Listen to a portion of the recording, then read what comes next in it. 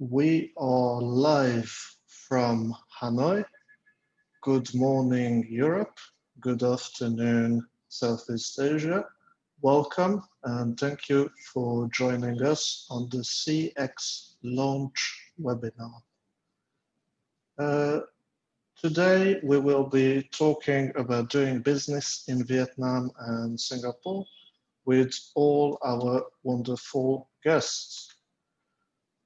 Let me show you our agenda for today. So we will start by talking about startups in Southeast Asia. We will then talk about startups in Vietnam. We will talk about development in investment regulation in Vietnam, business opportunities in Vietnam, doing business in Singapore. We will talk about the CX Accelerator Program, and we will finish up starting in roughly 50 minutes from now with a roundtable discussion with all of our guests. While everyone gathers, let me give you a two-sentence introduction to the CX Accelerator Program. CX is designed to find the best European startups and technologies, connect them to the appropriate resources, develop them to be competitive in Southeast Asia, accompany them through their first on-site endeavor and beyond.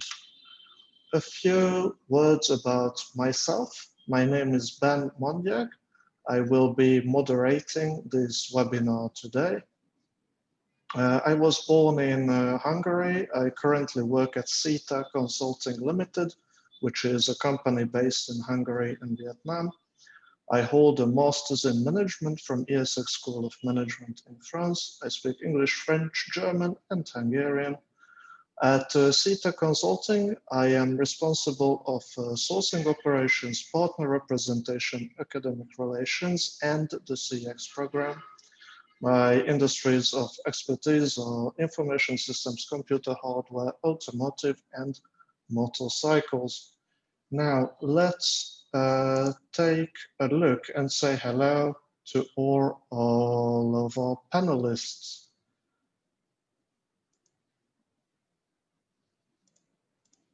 So we have joining us from left to right, Mr. Choba Bundik from Hanoi and CETA Consulting, myself, Ms. Nha Pham from Viet Accelerator in Hanoi, Mr. Retnam Shanmuga from Hanoi, Mr. Peter Shoshi from Singapore, Mr. Guillaume Clove from Amsterdam, Mr. Vlad Slavin from Ho Chi Minh City, and Mr. Min Nguyen from Hanoi as well. And our first topic today is about startups in Southeast Asia, which will be presented by Peter Shoshi. Peter Shoshi is here today on behalf of the Central and Eastern European Chamber of Commerce in Singapore. Peter has also founded his own company, which is called Multipass Asia, and they have many fintech and IT products. Peter, I will hand over the floor to you now. Thank you. Hope you can hear me and hope you cannot hear the background noise that is coming from down the street behind me. It is an exciting opportunity to speak on such a prominent panel, and thank you for the opportunity. As Ben already mentioned, I'm leading my own company here in Singapore, and actually out of Singapore, we are working for customers all around the ASEAN plus region, plus meaning Hong Kong and India as well as the Southeast Asian countries.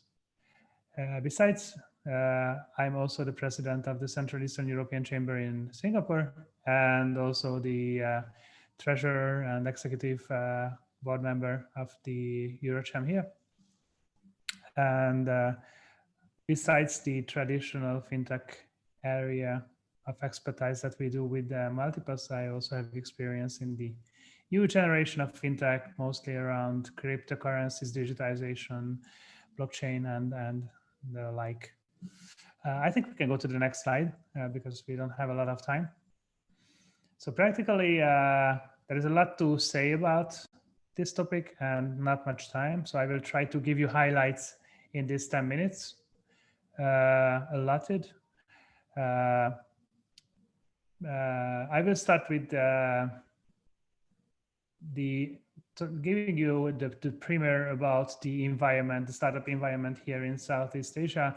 We have already done other webinars with Chaba around and Chaba's organization comparing Singapore and Vietnam and how to start up your businesses, how to do business.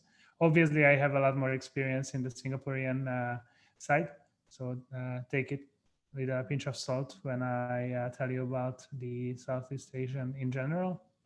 But so starting up your business here is generally easy, and this is a very welcoming environment in a lot of senses. So if you gotta get your finances in order, or even the company set up, you have to arrange for your offices, you want to meet fellow entrepreneurs, it is really easy in this environment. You will be able to quickly connect and get a lot of advice and get everything settled pretty easily. There are providers for it. They are online. Even in this new COVID stricken era, it is going to be pretty easy to get started, I think. Also from the government standpoint, which is also important, and here I'm comparing to the European environment as well. So getting started up is not less easy. On the other hand, you are going to receive, at least here in Singapore, you are going to receive significant tax benefits and rebates and the like from the government, and qualifying, getting recognized as a startup is pretty easy. If your company is less than 2 or 3 years old and your revenue is below a certain limit, then you are a startup, and that's it, and you are entitled for all the benefits. So it's pretty straightforward. Also on the side of working visa, so as many startups are getting started up at least partially by foreigners, I mean founders from Europe or other parts of the world, it is pretty important to be able to come here and work and get paid. There are multiple different ways to do that, and one of that, at least here in Singapore again, is as the Entre Pass, which is a working pass for entrepreneurs. So then again, there is an easy way to do this to get started here. And then obviously the biggest benefit, I think, for any kind of a startup is getting access to the Southeast Asian markets. The ASEAN group of nations is in itself one of the largest groups of nations compared to the United States, compared to the EU nations, compared to other groups of countries. It's a significant market with more than 600 million population to address. And also, it is pretty easy to do business across borders, in my experience, in this region. And last but not least, so whenever you want to do your own startup, your own enterprise here in Southeast Asia, you will already be heavily working and stressed out most of the time. So it's pretty important as well, is that the living conditions should also be welcoming to this, so to keep up your mental well-being and keep you safe in this sense. And it's very important to state that these countries are also, the Southeast Asian countries are also pretty good in terms of well-being, very livable countries. all the Western, the benefits of the Western civilization are accessible instantly, and more, of course, because you are in Asia. So you, at least before the COVID, you have been able to travel around. Then the second big part of it is, let's suppose that you have been able to set up, get your basic services in order, and so on. So the next important thing is getting funded. If you are not already funded from outside of this region, you would need to get funded. And the good news is that in Hong Kong, in Singapore, and India, and the other countries as well, there is a lot of money in venture capital fundings. Many countries also provide government related funding or convertible loans. So I know the Indonesian and the Singapore government does that. I'm assuming Vietnam also does that. And there is this special category of VCs, which are dedicatedly targeting enterprises, startups, to invest into startups that are cross-border, that have a cross-border business model, that are not only targeting a single country, but that are able to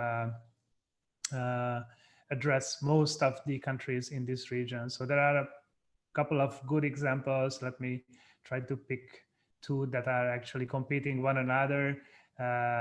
Gojek, coming from Indonesia, and Grab, headquartered in Singapore. They are both present in the region and competing heavily, and they have been able to grow the same business model, which is kind of started very similar to Lyft and Uber from the US, but they have actually been able to push these out of the local markets. And this is a general trend in Asia that I can see, is that there are many startups that are similar to an international startup, the same way as Redmart and Lazada are similar to Amazon, for example, and still somehow they are more successful in the local markets.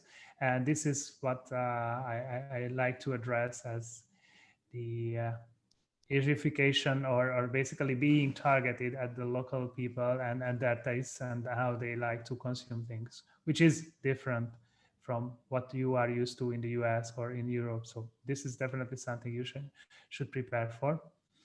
And having started with these surprising facts, another important point is that this already is a large startup. So the reason there is a good startup environment is because there is already a large startup hub in these countries. For example, the second largest French startup hub is Singapore, after France. So it's not in another European country, or not in the US or Quebec in Canada, but it's here. So that actually also shows a lot about how attractive these countries and these markets are. And make no mistake, it's not just about Singapore, it's about the Southeast Asian nations and population in general, markets in general. The other important point, I had just a call with a Bulgarian / US startup the other day, and they have been talking about the Asian e-commerce markets as kind of a tertiary market after the US and Europe, which is one way to think about that. But the truth is that the Singles Day 11.11, November 11th sales have already surpassed the Western culture Black Friday by a lot, the last year and this year. So actually, in many ways, the Asian and Southeast Asian markets have a bigger potential than what you are used to in Europe or the US, actually. And another aspect of that is actually how significant the market growth is in market growth potential is in certain countries. So there are many countries who have a significant percentage of unbanked and underserved population currently. This is just coming from the fact that they are on average in an earlier stage in the development, and they will probably skip a couple of stages in development. So they are just not going to get any checkbooks. They might not even get any credit cards, but they will jump to the next generation or the following generation of payment services. So in many ways, the market is not as saturated in terms of innovation and startups as, for example, Europe and the United States. And finally, let me close my section talking a little bit about the effects of the let me close this window. Oh, I can't. Hosts and panelists cannot vote, but why do I have this window? Anyhow, so getting back to the COVID effects, one of the things is the physical separation. So it used to be very easy to travel across the region and also to the US or to Europe on a daily or weekly basis. Now that is just not happening. Most of the countries are sealed off, or at least they have very stringent quarantine and testing requirements upon return. So that's actually significantly changing the way we do business. But that's also why we are here and we are extending a helping hand, so we can still help you on the ground if you would like to, if you're thinking about getting into the region.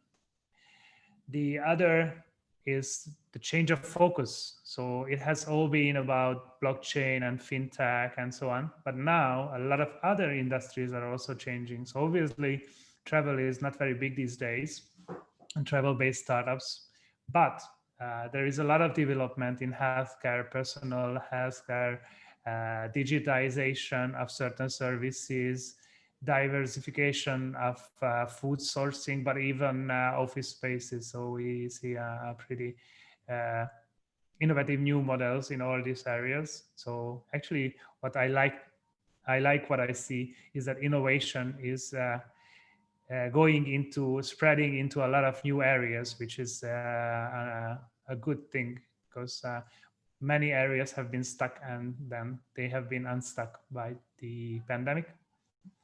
And finally, which is also very important to mention, is that many, I would say most of the nations around here have already stabilized the spread or like limited, curtailed the spread of COVID-19.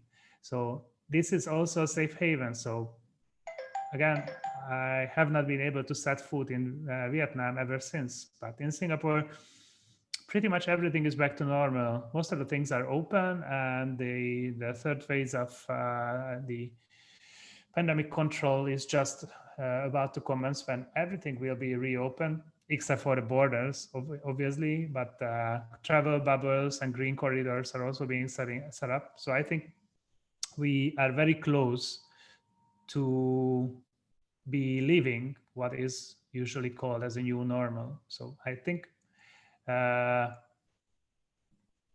this is also kind of a best practice for the rest of the world, but is also a very enabling business environment, because we have a stable after COVID working and living model, while we also have all the changes initiated, all the disruption initiated by the pandemic. So best of both worlds in a way.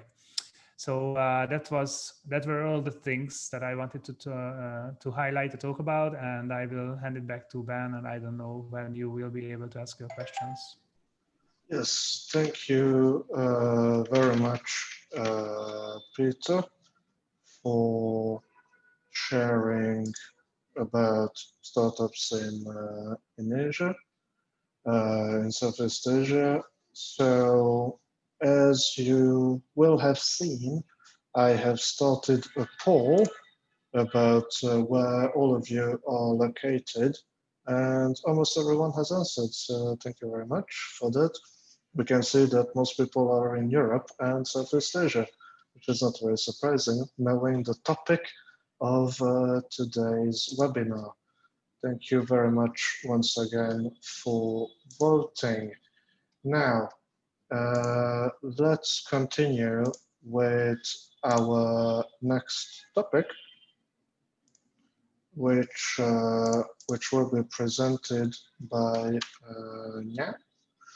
So Yeah, joins us from Hanoi today, and she has founded in 2011 her own marketing communications company, which is called Creative Solution Consultancy.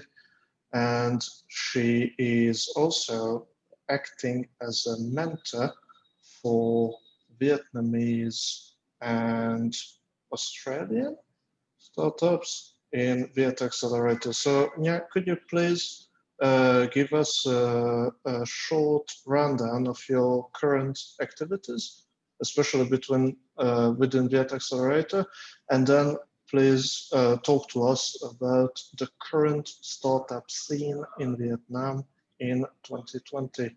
Yeah, the floor is yours. Thank you. Good morning, everyone. Good morning, Europe. I would like to share my screen. So Ben, could you please allow me so that I could continue up with my presentation? So as Ben already mentioned, I'm currently having my own PR agency. So we consult clients in marketing and communication. Since I've been working in the industry for more than 14 years, so I would like really to contribute my expertise and also my experience to other companies similar like us in the startup field, so that I apply to be the mentor for Viet Accelerator. Also, I work for other mentor platform, for example, the RMIT Career Mentoring Platform, which helped newly graduates of RMIT University, Australian students, and also Vietnamese students or Spain students. They also had a campus in Spain to be to have like real life and practical experience in the field of business startup and similar. Once the presentation sharings it's it's made possible, then I will show you what I have prepared for my session today. Perfect. Thank you, Ben. Okay. So this the screen. Okay. Sorry, you won't see it from the beginning. Okay, so my question that I've been given by the by the organizer from CX Accelerator is about can you share about the startup scenes in Vietnam in terms of investment, number of startups, and quality of the ecosystem. So mainly my presentation will be more about diagram and graph because I collected a lot of infographic statistics in the last few years. First of all, you won't see here, it is the startup scenes in Vietnam in terms of quantity, quality, sector, and rank. Right now, we only have the figure for the first half of 2020 because we haven't finished the second half of the year yet. So we don't have the up-to-date figure. But looking at the figure in 2019 and 2020, in the first half of 2020, we will see a few trends here. So in terms of quantity, you will see that by 2019 in Vietnam, there had been 3,000 startup and also 50 startup incubator and 40 VC funds. It is the figure generated by the Ministry of Planning and Investment. And also, according to the Ministry of Industry and Trade, Vietnam also ranked the third in Southeast Asia in terms of number of startups. And also, we are the top 20 leading startup economies in the world. For the sector that received the most attention in terms of investment fund in 2020, it is rated that HR tech or prop tech, a short word for property tech, is in high demand. And also it is forecasted that in the next year, 2021, education, health, and financial service sector will be in demand.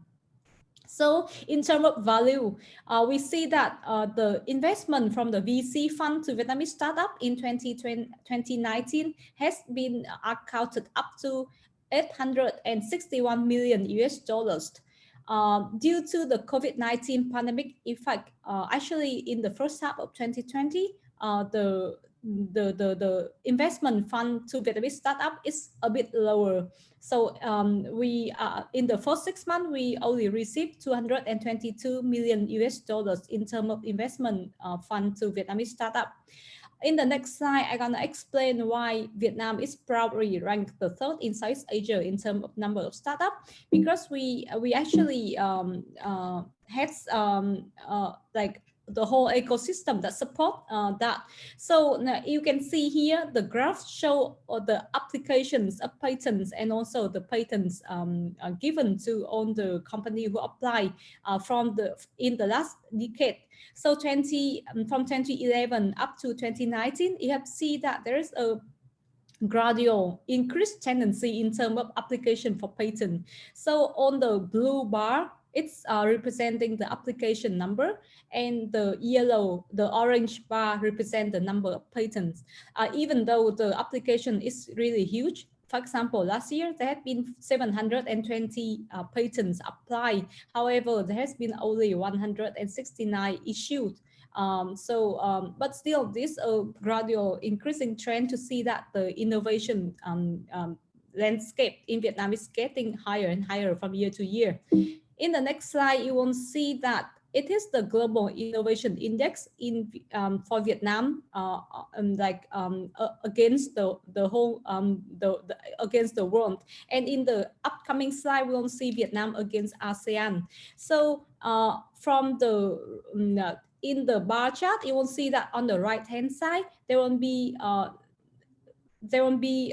the right hand side, it will mean that low global innovation index, which means that rank very low in the world rank. And in the left side, it won't be like highest to the rank, like top 1, top 10, top 20, top 30. So you will see that in in the year 2019, Vietnam actually ranked 42 over 129 countries in terms of global innovation index. And also compared to other countries in ASEAN, for example, Singapore. Thank you, Peter, for sharing the landscape about startup scene in Singapore. You will see that Singapore still ranked top in ASEAN in terms of global innovation index. Actually, Singapore ranked the 8th. Meanwhile, Malaysia ranked the 35th, and Vietnam ranked right after Malaysia and Singapore, which is 42. So it's and in ASEAN we are having Philippines, Indonesia, and Cambodia coming up next. So this to show that there is a very like prestigious rank in the total landscape of ASEAN that Vietnam gained and also gradually increased from 2014 up to 2019. And here we come back to the Vietnam Eco Startup System. So you know that we mentioned that there have been 3,000 startups in the last year, but actually talking about the whole ecosystem, there are more. So from the left to the right, you will see a few numbers here. We are talking about enterprises. So there has been 41 science and technology enterprises established. And also there are state funds that are available for the startup project to be to seek from, apart from angel investor and VC.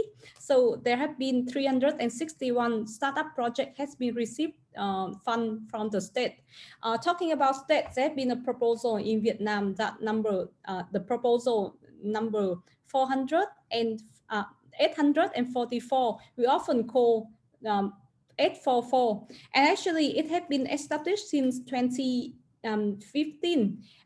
So in the last 5 years, it has been gradually funded up to 361 startup projects that you can see here in the figure. And apart from the state fund, we also talk about the venture capital. So we'll see that about 370 startups received the venture capital. And most importantly, we are talking about local applications. So in Vietnam, there are 63 provinces, and right now, half of the provinces has established the local fund. So by talking about local fund, it means that in every single provinces, there have been incubator, there have been other establishment that will help local youngster or local organization to they follow up their design, and also they and support them with all kind of requirement necessary for the startup. And also there is a very important thing apart from the local science and technology fund in every single provinces, we are also established the fund based on the universities and education institution. So right now in Vietnam, there is a pilot project so that like every university will be an incubator, and there will be a club inside each university that will help students and also alumni of the university to develop their own business, and also receiving support and fund right at the university local level. Okay, and this slide also explain what is the what will be the aim of Vietnam in the next 5 years. You will see from bottom up, we have a plan to develop at least 3 smart cities. By talking about smart city, will mean that we will integrate a lot of digital technology in the cities, including like smart transportation, smart communication, and other kind of digital technology in the city. So there will be at least 3 smart cities in the North, Central, and the South region. And this not only the number in newspaper, actually it is the agenda of the Politburo of Vietnam to make agenda so that in the next 5 years we'll achieve that target. And there is also a target that Vietnam will rank the top 4 ASEAN in terms of e-government. And also there had been a lot of application in the last year for the government to digitalize or to transform them digitally in order to achieve that target in 2025. And also there've been in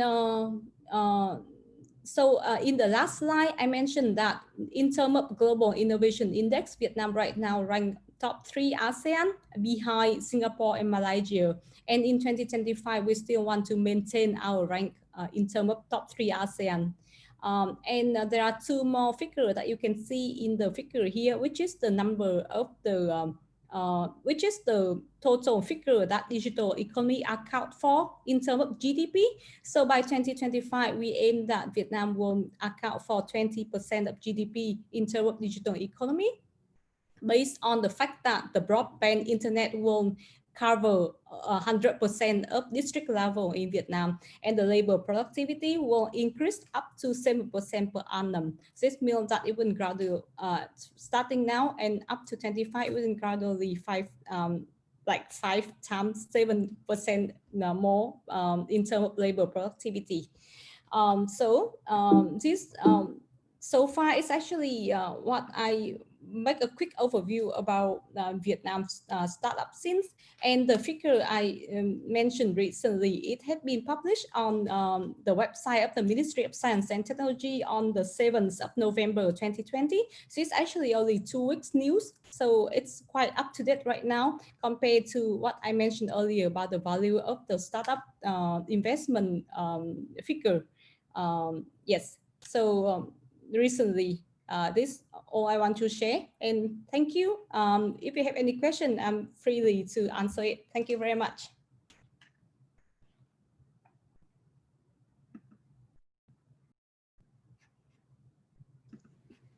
Thank you, Nya, very much. So I would like to ask our viewers to tell us about which country they are most interested in our region. So I just launched a poll. Please answer it. It's on the right side of your screen. And in the meantime, we will continue with Ming from Mazars, Vietnam, and the Central and Eastern European Chamber of Commerce. So Ming has been working as the treasurer of the Central and Eastern European Chamber of Commerce, and he's also currently active in the European Chamber of Commerce, and also is a partner at Mazars Vietnam. Ming will be talking to us about Vietnam's investment policies and how those have evolved Ming, please, if you can give us a quick update about what you have been doing recently, and then present your topic.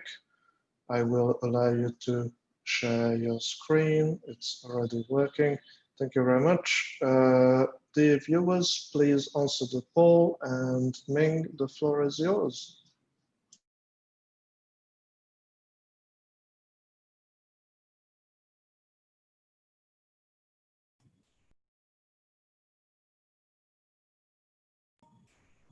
Okay.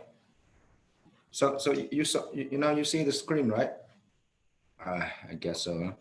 Okay. Hi everyone. I think Nga has done a good job in sharing what's going on here in Vietnam in terms of startups, community, and what the government is also trying to do. I will just do a very short presentation about the policy side. Because I work more on policy actually. So Nga and I, we also together with Chaba here, we work together in the Accelerator, and we are trying to support startups here more in Vietnam. And it's related to the topic I want to share with you about the obstacles we are facing when we want to invest, and especially in terms of as the position of foreign investors. So by the way, these days, maybe you saw it on the media, Philip Rosler is in Vietnam and is bringing a delegation, German investors coming to Vietnam, and they are talking about investments in startups and digital businesses, which is a good news. And now, if we talk about foreign investment in Vietnam, especially for innovation and startups, the government and all the authorities, they do see that this is very important, and they need to do something to strengthen foreign investment in this field. However, from the other side, if we talk about foreign investment here in this country, in general, it's still something, a burden of administration. So I'm talking about the discrimination between foreign investment and local investment. For most of the time, for local investment, you are open or you are free to do business. But as a foreign investor coming to Vietnam, you need to register your projects, and more specifically, you have to register what you do. So business activity, you have to define it. Once you define it, you have to match it with a list of business activities. We call it business lines of the Vietnamese authority. And then you register for it, you will get the investment registration certificates. So in terms of investment registration for investors, as I said before, it's still a burden of doing business. It takes time and it's costly for the investor. So if we talk about startups, well, it's not easy to define what business a startup is doing, whether it's doing technology only, just creating a platform, or whether it's doing a real business like transportation or taxi. For example, we talk about Grab or Uber, or hotel booking or something. So first, it's not easy to define. And once you are able to define it, then you get obstacles in registering it in front of the authority. Because for investment, we need to look at first local laws, and then we need to look at any international treaties that the Vietnam government has entered into, and then we see if this kind of business area is open for investment or not, or if there is any limits in terms of ownership of foreign investors. So good news, Vietnam just released the new investment law, which is effective this year, 2020. And in this new law, they remove the requirements of applying for investment registration test certificates for foreign investors investing in startups or investing in startup investment fund. So by doing this, I believe it will encourage more foreign investments into this field, innovation in startups.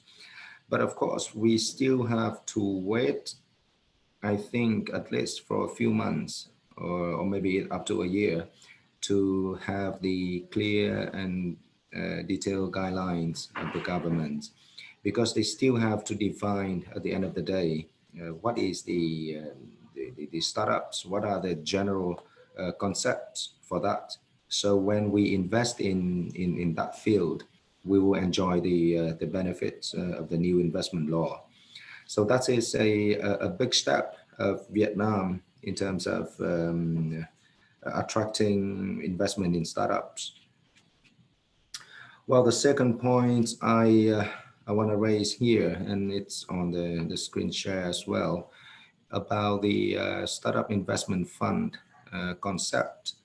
So in Vietnam, if you talk about investment fund, the policy is very strict. You have to meet the minimum investment amount, which is quite big now, and you have to comply with a lot of reporting requirements and a lot of rules for investment fund. But for startup investment fund, now, actually not now, but 2 years ago, we got a new rule and allowing private startup investment fund to do this. So the investment fund for startups could be a group of people, but need to be less than 30 individuals. And for that investment fund, we are allowed to invest in startups without having to comply with all the rules apply to general investment funds. So, however, for 2 years, we haven't got any more guidelines in how to proceed or how to implement this investment fund activities. So in the I think in the short term, together with the new law on investments, we will have some more guidelines to implement this. Well, the last point I mentioned here is actually what we are trying to advocate for Viet Accelerator. We are also working quite a lot with the authorities in Vietnam, and we try to ask for a facilitation of investment and support for startups, especially coming from the angel investors. We need the government to create a platform to connect between angel investors and startups. And I believe this is something they are also trying to work on. And we also request to have some more incentive for angel investors, especially when we invest in very early stage startups. And the risk is high. So we are also proposing to have some deduction in our tax payments for all the investment we make for startups. Well, so this is what I have for my presentation, and maybe I will look at any questions you might have at the end of the conference. Thank you. Thank you very much, Meng. Indeed, if you have any questions, please put them in the Q&A box on the right of your screen, put it in the chat, and we will answer them at the end of the presentation. So thank you very much, Ming. Now, our next presenter will be Vlad. So Vlad is joining us from Ho Chi Minh City this afternoon. Vlad is Head of Business Development at Accompany Vietnam. So Accompany Vietnam supports all types of businesses in being compliant with all the regulations and many other corporate services. So Vlad, if you can give us a 1 minute rundown of your recent activities. Acclaim has just been rebranded to this very nice logo that we can see. And then please continue with your topic, which is business and opportunities in Vietnam. Vlad, the floor is yours. Thank you, Ben. Thank you for the great introduction, and also thank you for the previous speakers for their insights, Peter and Mina as well. Good morning, everyone. My name is Vlad, and I'm representing Acclaim here. We actually just got rebranded one day ago. We're part of a corporate service group in 9 countries around the region. We have a team around 350 people, and we're supporting mostly foreign investors, international investors, with their market entry processes in Asia, Southeast Asia, and as well with their compliance requirements.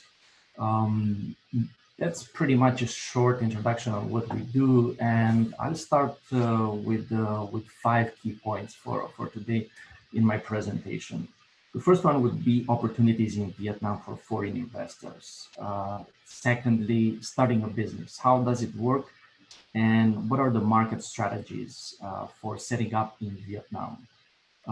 Charter capital and funds flow, how to get your money in Vietnam and how to get them back out. Taxation and how to keep it simple. As Min said before, there's a lot of compliance burdens here, and this is one issue for investors that always need to be aware of. And I'll finalize with compliance and how important it is, especially in Vietnam here. So let me start first with the first topic, opportunities in Vietnam. There's multiple angles and a few underlying reasons behind these opportunities and Vietnam's growth. First of all, the US-China trade war with the diversification shift of manufacturing from China to Vietnam. Secondly, the FTA that was signed in August this year, which is a milestone success for Vietnam. And thirdly, Vietnam is part of at least 20 international agreements that enable trade with pretty much the entire world. The latest one, RCEP, I don't know if you saw it in the news, it's basically the largest free trade agreement in the world, 15 countries part of it, and Vietnam was a key member of this agreement. So opportunities exist in digital services and IT, as the previous speakers mentioned, manufacturing, education, real estate, new technologies, green energy, among many other sectors. And as Gan explained before, the startup ecosystem is expanding fast in Vietnam, and it's pushing its limits to allow foreign investors to enter the market as easily as possible and with less hassle. And what Vietnam is doing is actually not new or innovative. China has adopted a similar growth model 30 years ago. They started with boosting and investing in their agriculture first, then they moved to manufacturing industries, then later technology, all combined with the systemic shift towards foreign investments. So based on our market intelligence and what we've seen in the market, we believe that Vietnam will be able to maintain a sustained growth trajectory, at least for the next 10 years. And the potential to enter the market here is substantial and be part of this growth. That will be the first part of the opportunities. And I'd like to go through next with practicalities of investing in Vietnam. What are the actual points that you need to do to actually set up your business here? The common market entry process, usually it's an LLC, a limited liability company. And I'll start first with the concept of business lines. Min touched on that point as well, which is really important. The company in Vietnam is only allowed to undertake activities listed in the registration certificate as business lines. And under the WTO agreements, a wide range of services and business lines allow foreign investors. 100% foreign ownership, right? There are, though, other specific business lines that can be either restricted or conditional, where the ownership exists for foreign investments, or they have special conditions to apply. For example, advertising, travel, real estate, these could be a few examples. Or they're uncommitted or unspecified, where you need ministerial approval. And that part is related, for example, to e-commerce. E-commerce requires, in most of the cases, a ministerial approval. You also have banned activities, for example, anything related to military, right? They're just banned from the start. And what's also interesting in Vietnam is that the company, Vietnamese company, does not have a legal capacity in itself. That's why companies are required to have a legal representative, an individual who exercises their rights and obligations for and on behalf of that company. Generally, only the legal reps can sign contracts for the company and other parties, but they can give as well a power of attorney to delegate these issues. And a company can have more than one legal representative, any nationality. So you can send your staff from Europe or whatever you are into Vietnam, and they can be legal representatives. There's no issue with that. However, at least one, the law requires that at least one legal representative needs to reside in Vietnam. So that's an issue that you need to pay attention of when entering the market. You will also need the fixed place of business for registration and ongoing compliance. And that will assume that a private house can be permitted for registration. However, apartments cannot be used. And generally, virtual offices will not be satisfactory, but physical desk in a co-working space or in a serviced office will suffice for this initial step of the market entry. And looking at documentation, you basically need notarized passport of investors, bank statements showing availability of chartered capital, agreement to lease. It can be, as I said, a co-working space or a serviced office, a legalized certificate of incorporation of the parent company, if it's a corporate shareholder, and landlord documentation. It's pretty straightforward. The issues here is that they all have to be legalized, which involves translation process, notarization, and then legalization. And going forward with the two steps of setting up in Vietnam, the first one is, as Min mentioned before, the IRC, registering for an investment registration certificate, which takes the bulk of the time and the process for the foreign invested company. And the resulting certificate permits for investors to commence their establishment here in Vietnam. And the second step would be the ERC, which is the Enterprise Registration Certificate. This is akin to certificate of incorporation that you will have in other jurisdictions. Process-wise, time-wise, takes around 6 to 8 weeks. It can be faster, but generally, looking at the pre-incorporation documentation that you will need to deliver, you should consider a timeline similar with that one.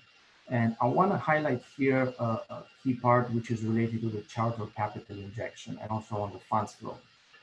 There are generally no formal minimum capital requirements, even though in practice authorities implement minimums depending on the sector and on the intended business lines.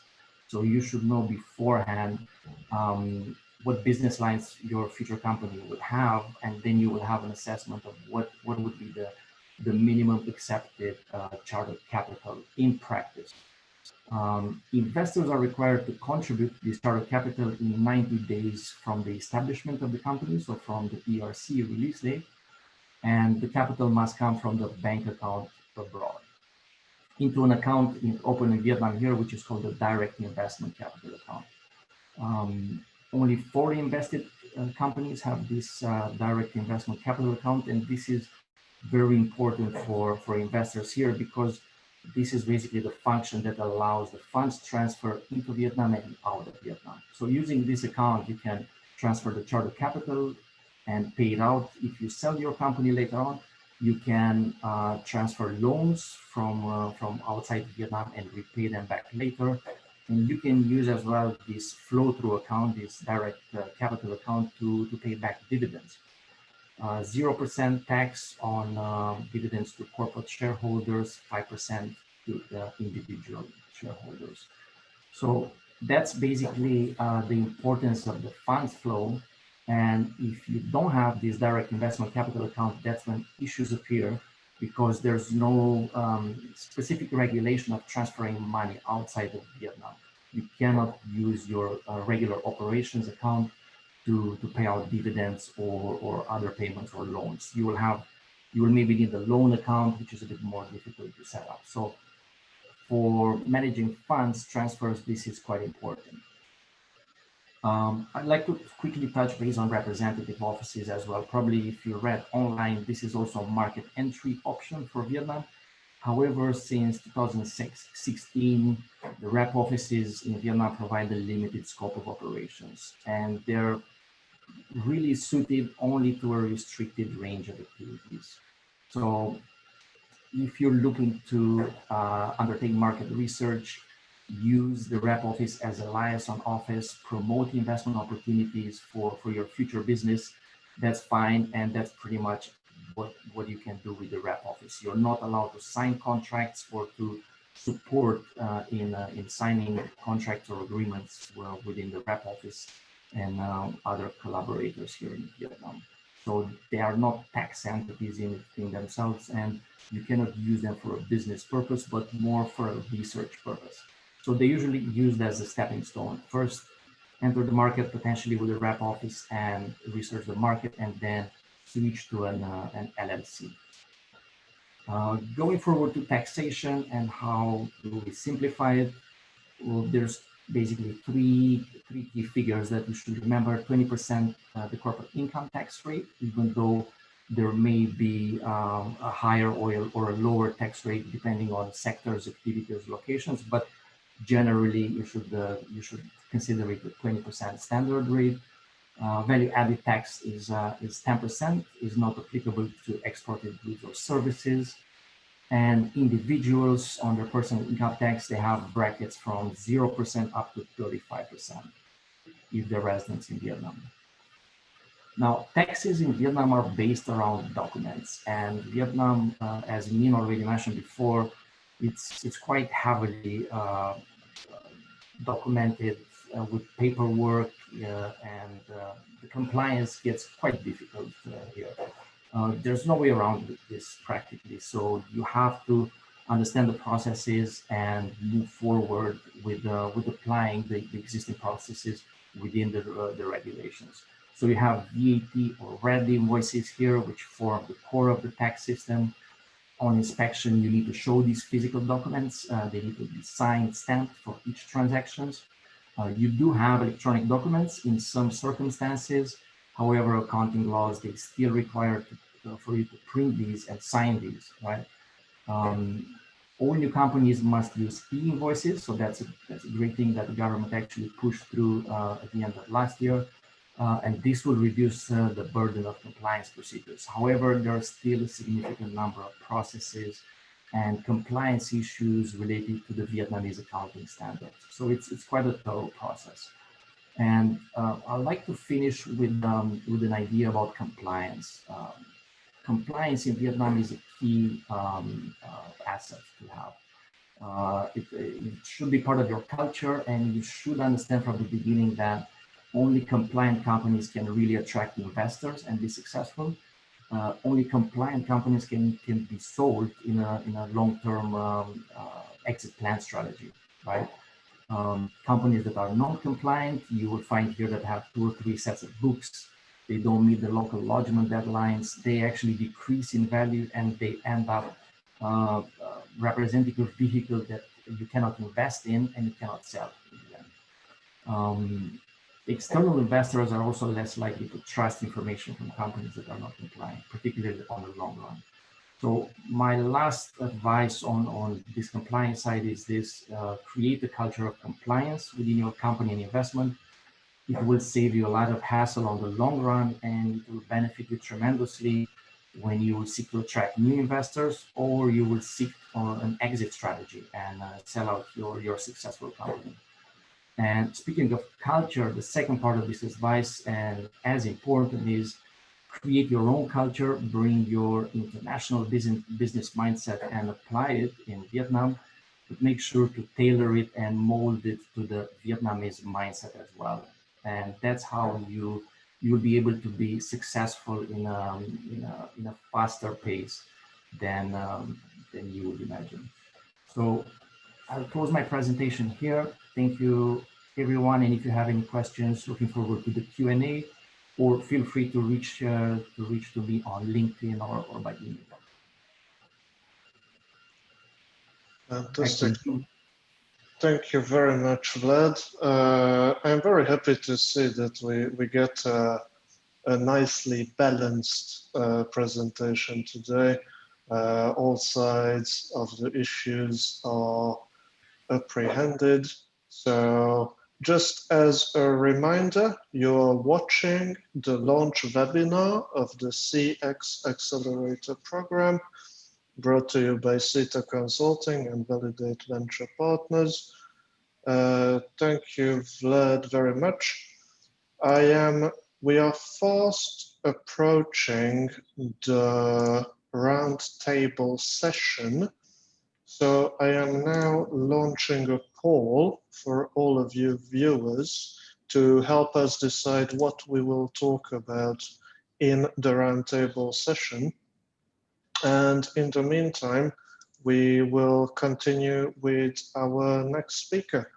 So Mr. Ratnam, who is joining us from Hanoi today, is a partner in MARA, which is a Market Access and Regulatory Affairs company. He has been working in many different fields, and in a previous decade, he was very much involved in Singapore on the government and regulatory side.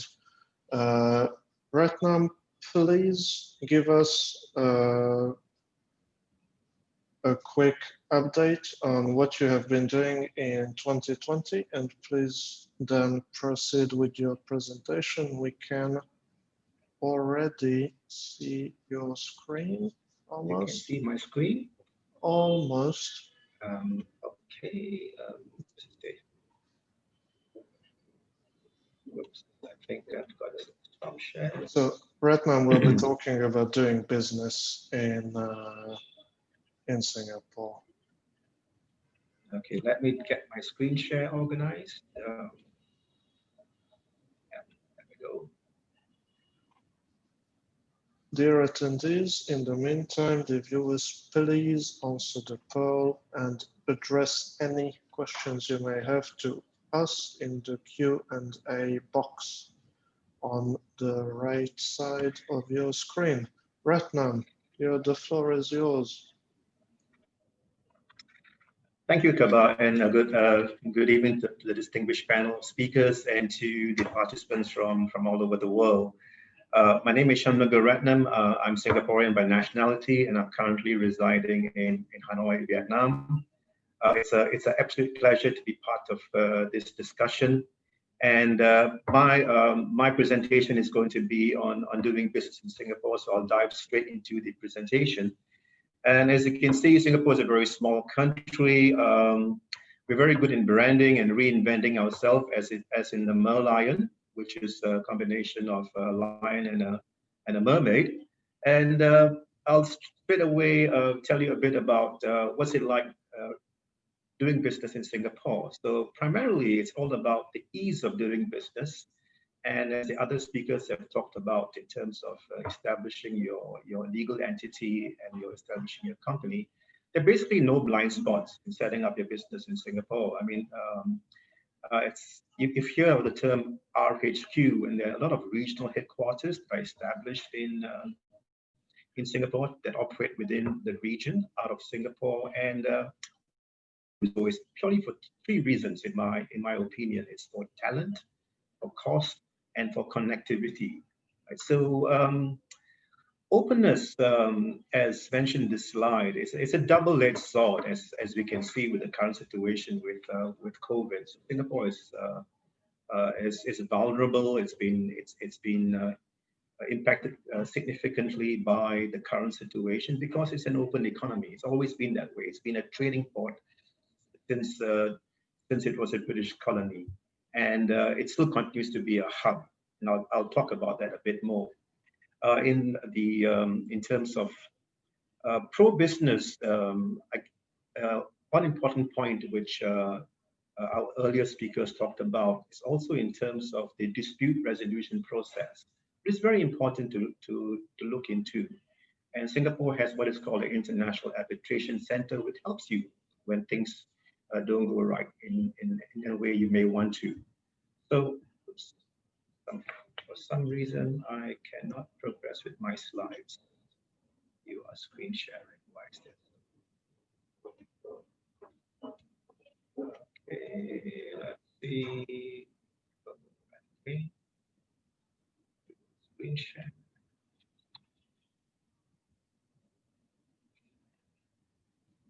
Technology, we live and die with it. There we go. Sorry about that.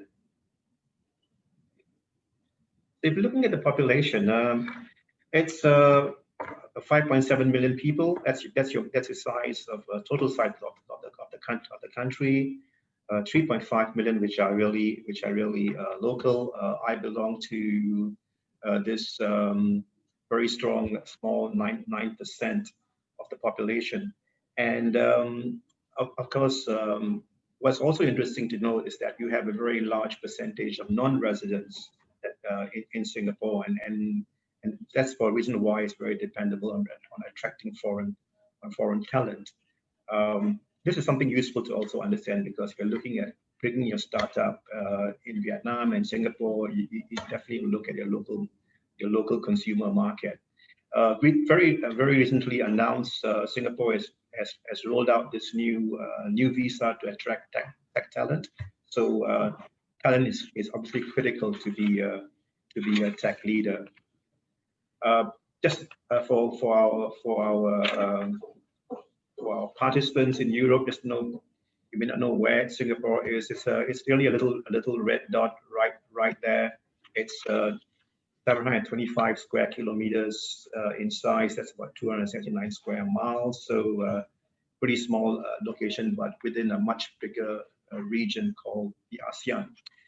ASEAN, has been mentioned, is really 10 other countries within that region. So it also, if you're establishing yourself in Vietnam or in Singapore, you have access to a 750 million consumer base. ASEAN single window, I think it's worth the technology startups to be aware of the ASEAN single window. It's still work in progress, and the ASEAN single window is really to facilitate flow of goods and services, primarily in the logistics sector. And there's going to be a lot more play in that area as we develop the digital economy within ASEAN, within Vietnam, within Malaysia, Singapore, and so on. I just put this slide for the purpose of time. I probably won't be able to go through every one of it, but it's important to understand some of the key considerations. And I will probably highlight number 4, it's intellectual property. And it's important to understand the implications of it, and obviously why many businesses, as some of the speakers have alluded to, want to also ensure they are viable, they are investable, and they can then scale up. It's also protecting your IP, right? Whether you are developing a recipe for a food item, or whether it's an application, and Singapore has that framework, right? I'll leave it to the lawyers to talk about litigation, but really I bring this up because when things go wrong. Now, I look at doing business in the region, and I think you can be established in Hanoi, or you could be established in Ho Chi Minh, or in Singapore, but your playing field is the entire region. So your projects could be outside the country you are in, and it's essential to sort of have a contract where you're able to then fall back on when things go wrong. And I've seen this happen with a small technology company out of India that's doing business in Indonesia, and the CEO flies into Jakarta, and then he's confined by the local police, and then he's thrown behind bars for 2 weeks, and the ambassador is up in arms, and it becomes a diplomatic issue. But really, it all came down to where the regional contract was signed, and we need to think about that. We're doing business in the region. I'll probably let you read this at your spare time, but again, I emphasize on this. And so what is your regional strategy? And I think that's something that you're probably thinking about. Why come to the region? Why come to Asia? And there are various considerations. And a speaker, our learned speaker, has mentioned about raising capital, and I think that's a key element to look at, because you're looking at India, Hong Kong, China, Singapore, and the VC market is quite vibrant, and we're still being constantly approached to look at potential companies for investors. And the other point is the hub and spoke model, and making Vietnam your hub is a marketable approach, because the Vietnamese consumer market is also very compelling. You got I think it's 5,000 USD per income capita by 2025. Correct me if I'm wrong. And you've got 35 million people moving into middle class within the next 10 years. So, so you're looking at my humble opinion. I would say establish your hub in Vietnam, and your spoke can be in Singapore, Malaysia, Thailand, through various strategic alliances, or organic or non-organic. If you have the time, it's always good to listen to how policymakers think, and this is very interesting. No relation of mine, we share the same surname, but it's on YouTube for you to look in, listen. Financial Times has flagged a couple of companies that have set up in Singapore that are in high growth. Grab is in ride-hailing, Blue Wireless, Box Green. And these companies obviously have used, Grab is actually a Malaysian company that used Singapore as, established the SPV in Singapore to raise capital and then to expand across the region. They are a very Southeast Asia focused company. And if anyone is interested in the ride-hailing business in Vietnam, I'll be interested to have a cup of coffee with you. This is breaking news. The digital economy agreement was just announced that Singapore is planning to sign this with EU. Timing couldn't be even more perfect. Or what it potentially means is that the EU could be plugging into the ASEAN single window, and I think that's worth researching and understanding in terms of opportunity, in terms of challenges, in terms of how the startup businesses could dive deep into this particular development. So yeah, thank you very much. That was that was my presentation, and we're delighted to have your questions and answer them to the best of my ability. Thank you very much. Thank you very much, Ratnam. And now we continue with an introduction to the CX program. So our next speaker is Guillaume Kloof from Validate Venture Partners, based in the Netherlands. And so Guillaume will be able to introduce a little bit more about Validate very shortly. Guillaume will be speaking together with Choba. So Choba is the CEO of CETA Consulting. He is the vice chairman of the Central and Eastern European Chamber of Commerce in Vietnam. And he has achieved many things, including an IPO in Hungary. Choba, I would like you to share your screen, please, and present the CX program to our viewer. Thank you. The floor is yours, Trevor.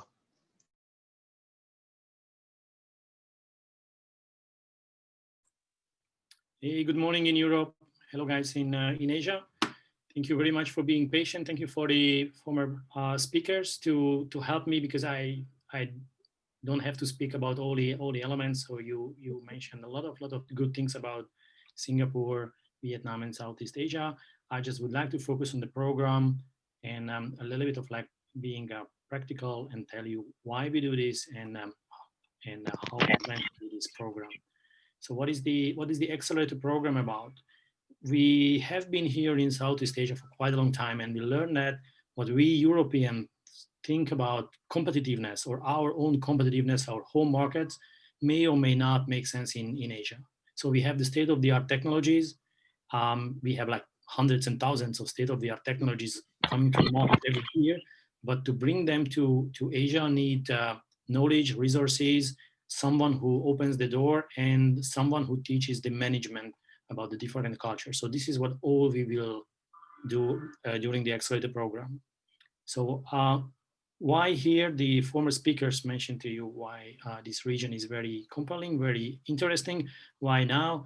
Vlad mentioned that, and Retnam also mentioned the free trade agreements between the European Union and Singapore and Vietnam.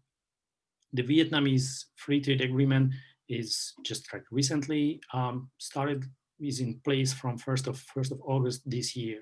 So it's a tremendous opportunity for Europeans, because part of it, there is an investment protection agreement as well. So hopefully it will be much easier to invest in Vietnam. So what will happen after the webinar and how we plan to do this, this program? So we want the participants to listen this webinar, even live or recording. After that, Guillaume will put together a template. We want to have a summary of the projects. So if any of the project has at least a pitch deck, it will be just the simplification. So we'll try to be very down to earth and operational. So if you have a page deck, it will take you 10 or 15 minutes to simplify, just to make it shorter. So we will screen it and we will select the best 20 projects. For the selected 20 projects, we hold a 1-day-long workshop, a little bit of orientation. So what we start to educate, so we start to tell the differences between Europe and Southeast Asia. After that, we will organize a presentation for investors, sponsors, and business people like us living in Asia, and give you feedback and select the best of the most competitive or most promising projects. It will be followed by the 2 weeks long mini accelerator program. It will focus on the competitiveness and the value proposition element I mentioned to you earlier. In the next slide, I will tell you the details of the program. So there will be a lot screening, and we want to have 3 or 4 very, very competitive project technologies for the soft landing program, which is a 3-month-long program, and is focusing on the market entry. So the 2 weeks long accelerator is about validating or revalidating the value proposition and the competitiveness. So there will be one-on-one session with mentors, webinars, workshops like this, meeting with potential partners, events in Singapore and Vietnam. There will be some teamwork assignments, preparations again for the investors according to the new knowledge we put together. A lot of insights about Vietnam and Singapore and the cities in Hanoi and Saigon. You will meet supporting organizations like our chambers of commerces, not only CEC for sure, but DBAB and Eurochamps, embassies and beyond. Meeting with startup ecosystem builders. There will be a detailed guidance on how not to do business in Vietnam and Southeast Asia in general, because you can read some materials about how to do, but we are here to tell you, we tried what you think, but it doesn't work. So we will give you this kind of first-hand experience. Many of the presenters, speakers today will be mentors. So like you can see the quality and the background of people. And eventually the value proposition will be modified if necessary, and we try to find some validation from the market. So once someone is graduated, which is good, they will have a lot of feedback, tremendous lot of knowledge. And we try to find the best of the best, not only based on our knowledge, but we invite the investors, the sponsors to say that they can see the commercial potential of the particular project. And also we want the mentors give you good knowledge and good advices. And also we will ask the mentors what they think about the options or the possibilities to be commercially successful. So during this 3-month-long program, it will be about business development. So we will make a tailor-made program for the startups based on the need of the startups. We will continue the partner, client, and investor search, and we will help to screen and find the first team members. So we will try to create the new venture around the ambassador or someone from the HQ from Europe later on when COVID is over physically, before that as virtual as much as it's possible. You may want to know what are the eligibility criteria. It's industry agnostic program, so we are very happy with everyone competitive, state of the art. Sure, we need an MVP, we need dedication. So we want to see at least one key team member can focus, and in the mornings. So after the coffee, because of the time zone difference, which is an afternoon in Asia, we need at least one key member to work with us. We need openness, we need flexibility. This is a different culture, not just one culture, cultures here. We need a kind of team, we need a kind of representative from the startup who understand that the European logic may or may not could be applied here. There is a lot of different solutions, and there will be a lot of probably unusual solution, unusual in Europe, pretty much common in Asia. So that will be our role to tell you how things are working on here. And of course, we are not like, we don't know everything, but we have the experience here. So coachability will be a key issue. And of course, if you have any experience, of course, if you have business, it's more than welcome. If you have any experience with Southeast Asia, even as a tourist, it makes perfect sense. It helps us to make this soft landing softer and more efficient. As you can see, we have quite a wide network here in Asia, quite a wide network in Europe. So from the startup side, from the European side, we welcome every partner to lead or to bring their startups, their portfolio to our program.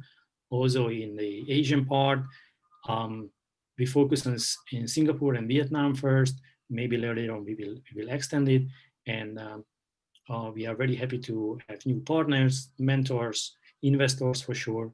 And the goal is to repeat twice per year and make a very stable deal flow. So thank you very much for your attention. Thank you for the earlier speakers, for your great support. If you have any question about the topics we mentioned today, and also about the program in details, Guillaume will follow up. He will tell you other details of the program from his point of view, and in the Q&A session or later on, we are very happy to answer. So thank you. All right. Okay, so basically, all of the speakers gave you a broad sense of what we are doing, the expertise that is added to the program itself, and I'll give a bit of context to how it all started. It was basically me meeting and connecting with Chaba a while ago, and both of us having that urge and that drive to add more value to startups. It was Chaba from his end. He saw tremendous potential in what was going on in that Southeast Asian region. And from my side, being in the Netherlands, I saw tremendous potential in startups that would be able to expand beyond Europe, especially now with COVID-19. We are looking to provide more options to startups, because right now it almost seems as a startup that you don't have any particular options. So what Chaba and I and of course our respective teams did, we started looking at what was going on in the current scene. What were accelerator programs actually providing to their participants? And that was the basis of how we started to put together these two programs, the 2-week program and the 3-month program. And one of the main reasons why we started with the 2-week and the 3-month program is to give everybody, first of all, a fair chance to get their feet wet in what to expect. And second, have a very hands-on approach in the filtering process of who would be able to go and proceed to the 3-month program. Because like Chaba said, we will need you to be open to being coachable.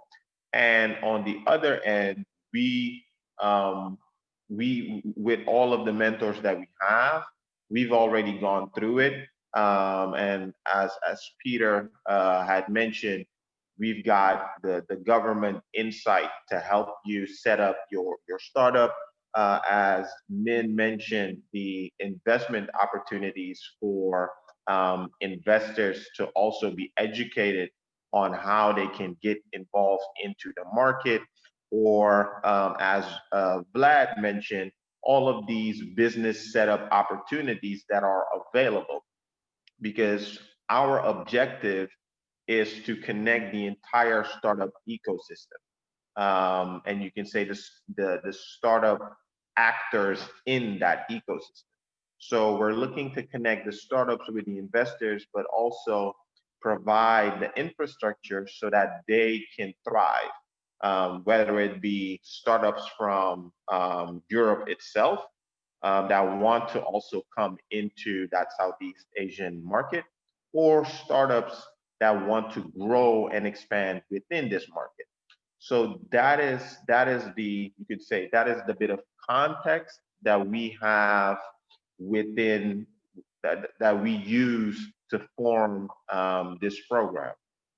And when it came to, you can say, the pricing for this program, it basically, we looked at the types of startups that we were looking at and didn't want them to be burdened with a too hard of a commitment. So that's why for both of the programs, the 2-week program and the 3-month program, we set up a initial upfront fee and a success fee when we connect you those startups with investors. And the reason why we did that is because when we're looking at startups that are, well, at startup accelerator programs, our competitors, most of them, they take a certain chunk of equity, which is actually, in short term, it's a easy option for startups. But long term, when they're raising capital and going about all of these other moves where they need equity, that's when things kind of get tricky. So we figured we'd lower the bar on that front and proceed with this option with just a upfront fee. With regards to the pricing of the 2-week program and the 3-month program, afterwards, anybody that is interested in receiving more detailed information on the programs, simply leave a comment with the word access on the event page, and we'll get back to you as soon as possible with a more detailed list of the pricing, duration, and what you can expect. So that's one thing. As Chaba mentioned, and all of the other speakers, Rednam, Nya, everybody had mentioned, we're looking to help startups as best as possible to be in the best position to grow their business. For investors, we're looking to provide them with startups that are serious, startups that are, you can almost say, revolutionary in their industry and are cutting edge. So everybody we're connecting everybody to everybody, while at the same time, especially for the startups, we're trying to put them in the best position to receive as much exposure as possible. Whereas it was already mentioned, we can help with connections with the government, we can help with the business setup. Lad has given a great overview on how that can be done. And Min also mentioned how that can be done from the investor level, and so on and so on. So we're looking to connect that entire circle for the participants that take that actually bring their startups to our programs. And as Chaba just mentioned, we're going about it very gradually, because we're trying to get everyone to submit what they are doing, while not everybody will be selected. We're giving everyone an equal chance to either learn from it or be accepted. So if you aren't selected to participate in one of our programs, you'll still be able to attend that feedback session where we'll give that advice on, okay, you might want to focus on this, or you might want to focus on that front, so that next time around, you might be able to join our program. And yeah, from our side, as it's probably already apparent, Chaba and myself, we're at bringing along all of our partners, and that includes startup organizations, investors, and other type of organizations to our programs, making it a incredible breeding ground for startups to reach that next level and beyond. And yeah, that is a bit of an overview of how we got started, how things started rolling, and where we are now and where we're going. So 2021 is definitely looking to be a great year. For the dates for the upcoming feedback sessions and things of that nature, simply, like I mentioned, leave a comment on the event page where you can just request some more information. If you'd like to collaborate with us, same, or you can just leave us a message on our website. And with that being said, Chaba, did I miss anything? No, we are finished, I think. Yes, Chaba. Okay. Thank you very much, Guillaume. And as Guillaume mentioned, you can reach us on the website, on LinkedIn. And I also put in a contact form in the chat. So please fill it out so that we can stay in touch. Unfortunately, we have run out of time for today. So it is now time to close the session. The viewers, the panelists, thank you very much once again for joining us. So Peter from Singapore, thank you very much. Chaba from Hanoi, Nya from Hanoi, Ratnam from Hanoi, Vlad from Ho Chi Minh City, Guillaume from Amsterdam, Ming from Hanoi as well. On behalf of the CX program brought to you by CETA Consulting and Validate Venture Partners, I thank you for watching and wish you bon appetit for either lunch or dinner. Thank you and goodbye. Thank you, guys. Thank you, everyone. See you soon. Oh, Bye.